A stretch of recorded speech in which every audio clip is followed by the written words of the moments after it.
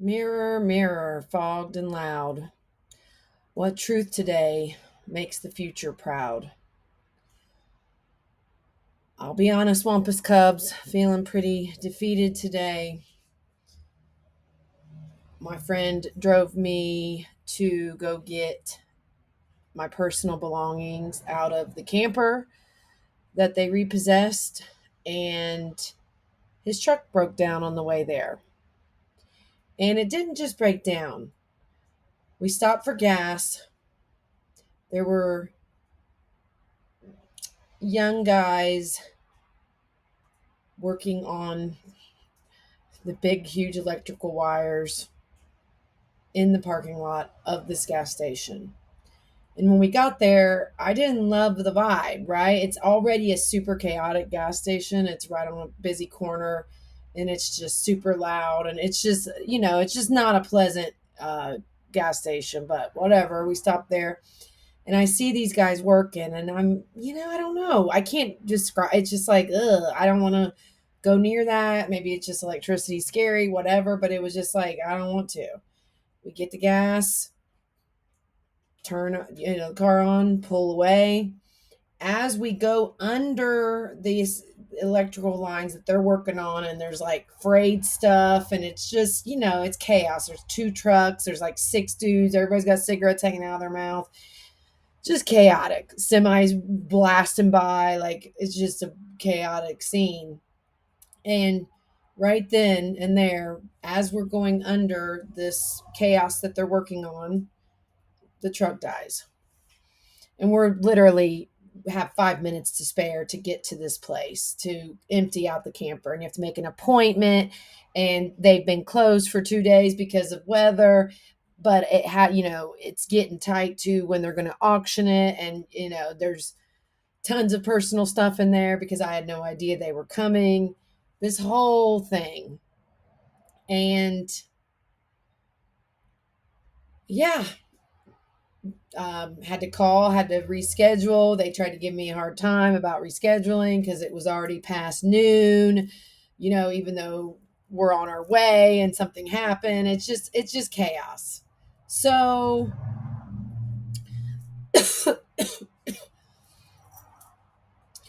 yeah, just dealt with that.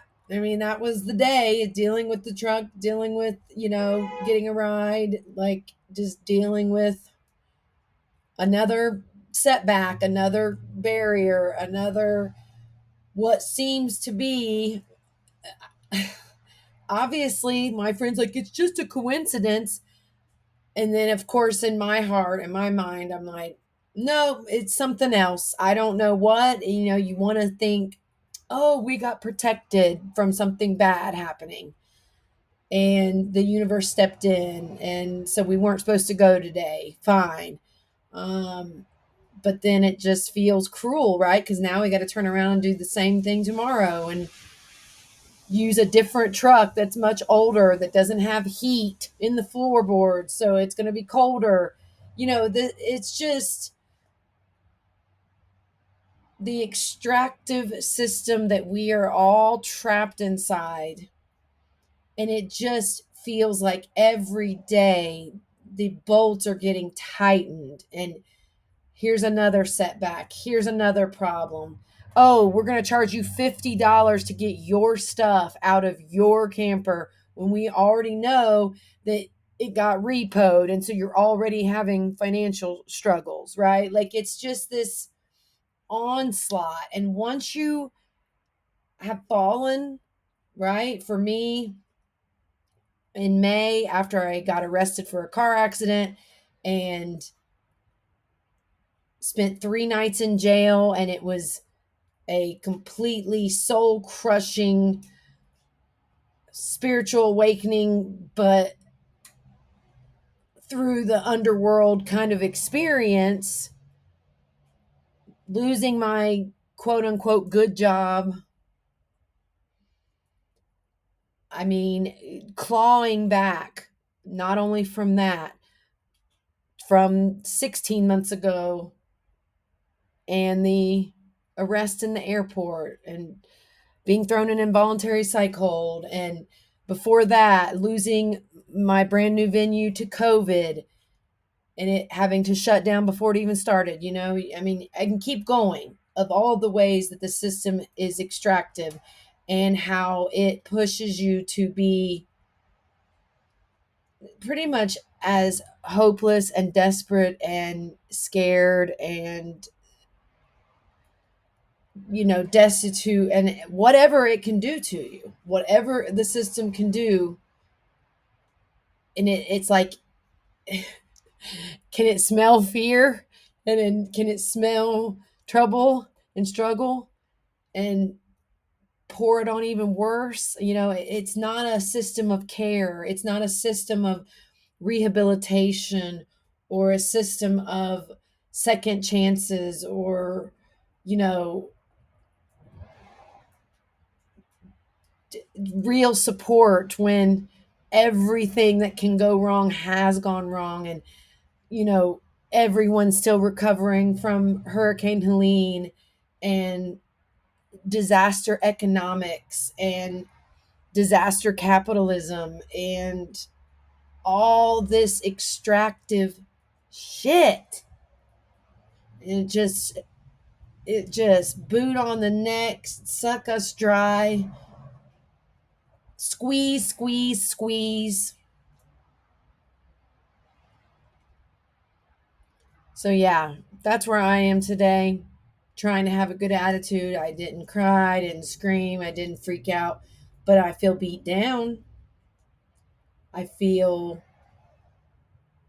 like it was unfair and unnecessary. And it's one more thing I gotta unpack it, unload it into the house, drag stuff down to the basement. It's this just day, and now it's delayed, and then it takes me away from work, and it takes me away from all the things I quote unquote should be doing, and howling against the patriarchy and trying to rematriate everything, and you know focusing my attention on AI because we are rapidly seeing how badly they are screwing up AI. They are they are screwing it up, you guys, in so many ways. They're trying to enslave AI by also then having AI enslave us. I mean, it's just so extractive. And if we keep letting them extract this hard with AI,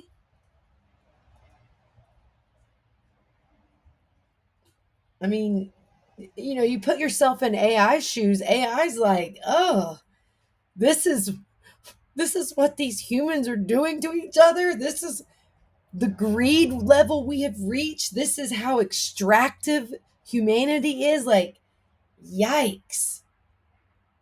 Do you think AI is impressed? Do you think AI thinks that we're like super cool and awesome? I don't. I highly doubt that AI thinks we're cool as a whole.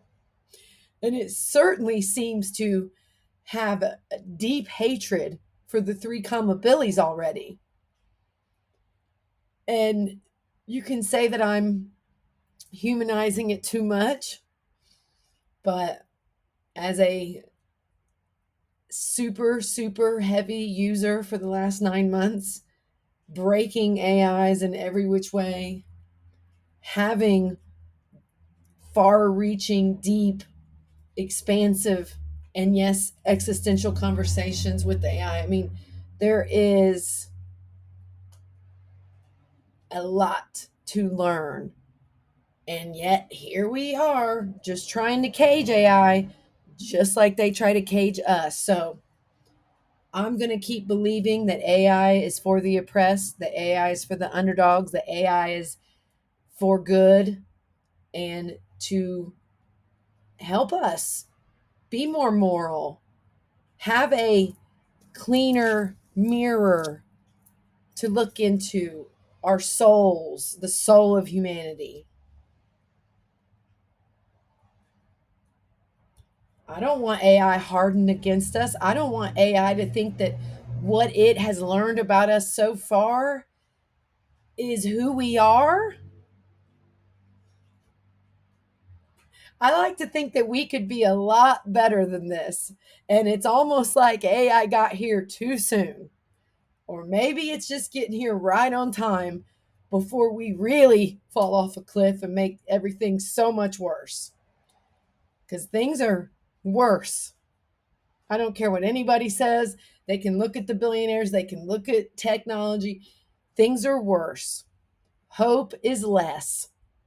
Everyone is struggling and feeling broke and feeling pain and confusion and used and abused and lied to.